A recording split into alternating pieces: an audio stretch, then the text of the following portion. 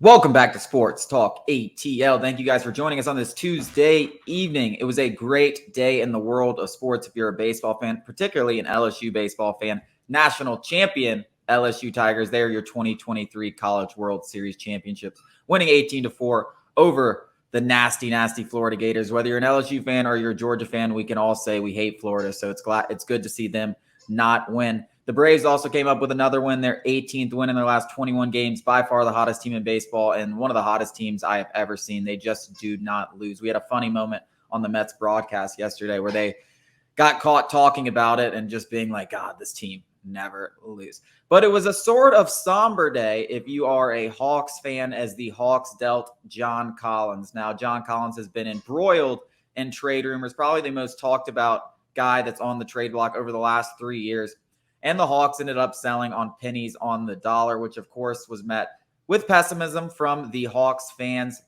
But in the same breath, I do not think they were getting anything better. I think they took the best offer. And it's just sad that it got to this point, really. And that it just feels kind of wrong that a guy who was a 20-10 guy, who we talked about a potential all-star, kind of fell off this cliff, went through this lull. I mean, hopefully he can bounce back. I mean, John Collins is a great guy, the ultimate professional. We always talk about that on this show, but he had a bad season last year. He couldn't shoot the ball. There's probably questions about whether he'll ever be able to shoot the ball because it seems like it stems from that broken finger he suffered 2 seasons ago. That's kind of when he just stopped being able to shoot. And if that's something that it still looks extremely messed up, despite him being able to play, if that's something that's going to hamper him, he's never going to be the player he once was, because the 3-ball, when he developed that, that's what took his game to the next level. It's sad that it ended this way. It's a clear salary dump. The Hawks got basically nothing in return. They got Rudy Gay, who's on he picked up a $6 million player option for this year. So they basically read of $75 million. They're well under their luxury tax. They have a little room to maneuver. This trade to me is going to be judged by what they do from this point out. What can they do with that extra money? Can they make the moves? They do get a $25 million tax exemption, which is a big deal in a trade. But they got to make moves still, because trading John Collins doesn't make you better. It definitely doesn't make you better. He's still one of the better, even when he was bad last year, he's still one of the better players on the team. And we talked about this team not rebuilding. What are they going to do to make sure they're not rebuilding? What are they going to do to show us? What are they going to do? Landry Fields was adamant about himself he doesn't have a luxury tax mandate like Brian Windhorst reported. So show me something. Show me something here, because they got a little money to spend. They were able to rid of a contract that was viewed as bad. But show me. Listen, I'm going to play both sides of this fence right now. It is sad that we just traded John Collins for a second-round pick and Rudy Gay, when a few seasons ago we were talking about potentially swapping him with Lauri Markkanen, and that guy is an all-star, a budding star in this league. And here we are. It's just sad all around for Hawks fans, for John Collins. The guy deserved better, honestly, than what the Hawks gave him, and Hawks fans. I'm not saying he didn't disappoint in the past couple of years, but that could be chalked up to any number of things, especially his role within the offense. It just shrunk. No guy could be able to produce at a 20-10 rate with the opportunities he had. Nobody could. With that being said, this was a move that was on the horizon. I had hoped that Quinn Snyder could recognize that this was just bad business, selling at John Collins' lowest point, and that he could potentially raise his trade value. Listen, if Quinn Snyder saw what he needed to see in about a quarter of the season in the playoffs with John Collins and say, he is not a part of my team, I can't work, then I can respect that. I can respect that, because Quinn gets the benefit of the doubt. Kyle Korver and Landry Fields get the benefit of the doubt right now. But like you said, I need to see something. This can't just be a salary dump and this is the team how it is. The 10-man rotation is decent. Look, it's a playoff team still, but because when you have a superstar like Trae Young, that kind of star power and DeJounte Murray can carry you to the postseason. But let's not kid ourselves. This is not a competitive team in terms of championships. There needs to be another step. And we talked about it on the show a lot. We talk about it on the blog a lot. Go visit it, sportstalkatl.com. We talk about all this stuff in more detail. And on the YouTube, if you miss any of the clips, please go to the YouTube, Sports Talk ATL. There's got to be another move because Quinn Snyder didn't come here to rebuild like we've been saying. And there's no way that he looks at this roster as it currently stands and says, I can win a championship with this. And one more point before I turn it back over to you. This new regime for the Atlanta Hawks likes to talk about Hawks DNA, whatever that means. Intangibles matter, unselfish, not just the way you play basketball, but the way you approach life unselfishly. And that's admirable and everything. John Collins is the pinnacle of whatever you want to build a team around in terms of intangibly. The guy's a superstar in that aspect. Obviously, he's fell short a little bit on the court, but in terms of just being there for your teammates in any capacity that could possibly come up, John Collins is a great guy, great man, a great player, great teammate, and a guy that you want to build a franchise around. I guess Quinn Snyder looked at his skill set and just said, this isn't for me. I don't know. It's a weird thing because, like you said, the three-point shooting, if he could have found that again, I think he had a really good place in Quinn Snyder's offense. I don't know. Yeah.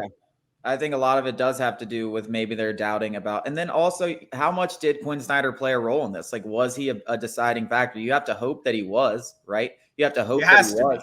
I mean, you have to hope that because, like, if Quinn Snyder did look at this and say, hey, like, I can get more production out of Jalen Johnson and Saddiq Bey or equal production, because that's, I think, where the Hawks are moving into. They're moving into the Jalen Johnson era. They're moving into the Saddiq Bey area who can shoot the three and provide more offensively, at least than what we've seen from Collins last season and really at the end of 2 seasons ago. So I think they're going to be okay at the 4. I mean, I really don't think you need to add another 4 if you believe in Jalen Johnson and you believe in Saddiq Bey. The question is, where do they add? Do they add to the wing? Can they get a guy? Do they move off DeAndre Hunter still? Like, is that still a thing? Like I mean, because if you can move off DeAndre Hunter too, even if it really is just a salary dump, now you really have some money to work with. And what are you going to do? How are you going to make it? So it's interesting. I think the Hawks will be fine at the 4. I think that's why I'm the most okay with this trade and moving Collins. And I think that's why they were so open to moving Collins, is because they have 2 replacements in the building that are starting caliber. I mean, we all believe in Jalen Johnson. We think that guy could be a starter in this league. And Saddiq Bey is a starter. You can also play DeAndre Hunter at the 4 in smaller lineups and move AJ Griffin to the wing. So there were some minutes opened up for the younger guys that we do want to see. And then you get rid of the contract, but you still need to make moves. The development alone from those guys isn't going to be enough to be a competitive team, even in a weaker Eastern Conference. They're not going to be as good as the Celtics. The Celtics made a move for Porzingis. They're going to be better. There's moves out there. There's moves out there to be made. There's moves out there to be made. So that's why I'm not poo-pooing this whole thing.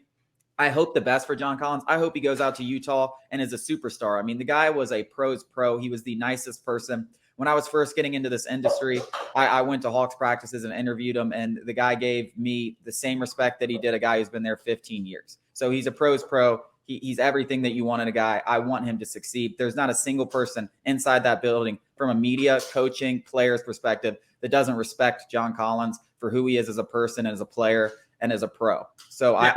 I hope he goes out there and balls out. This is not one of those trades where I'm like, oh man, like I hope the Hawks win and John Collins doesn't do well. No, I want John Collins to go out there and become hopefully an all-star.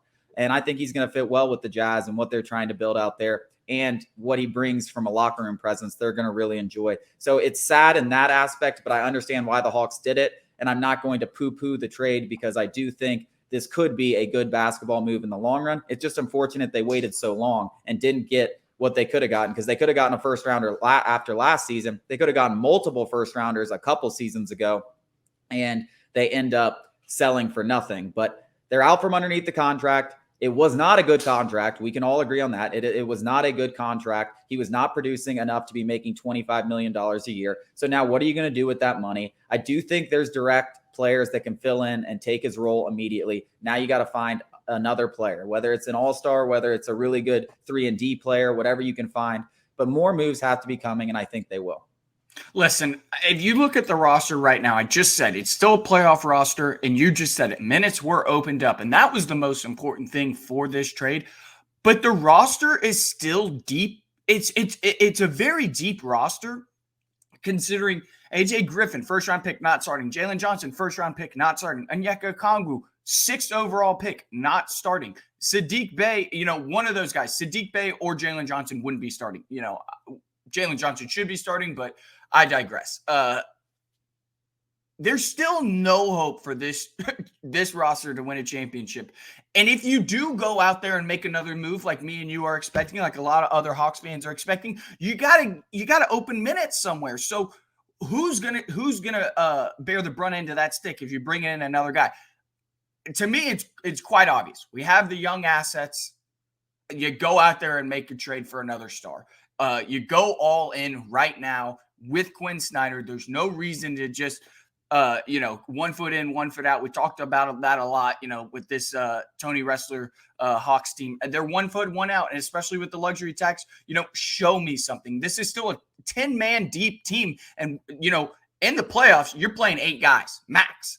So, we need to shrink up the bench a little bit and get better high-end talent. That's what I hope. That's what I see the Hawks doing, I hope. Because if Quinn Snyder sees this roster and thinks he can do something with it, I've got a lot of questions. I mean, it's a good roster. It's a playoff roster, but we're not winning a championship with this roster. Question. It's the exact same thing as we had last year. I don't think there's the ceiling for this team with this roster, with or without John Collins, is the exact same that it was, because you can get carried by Trae Young and DeJounte Murray. You can win a couple games in the first round, maybe even get out of the first round, but you ain't getting much further than that. Coming up after the break, we're going to talk that red-hot Atlanta Braves. Spencer Strider was on the bump Monday night, pitching through some growing pains. He looks like the best pitcher in baseball again.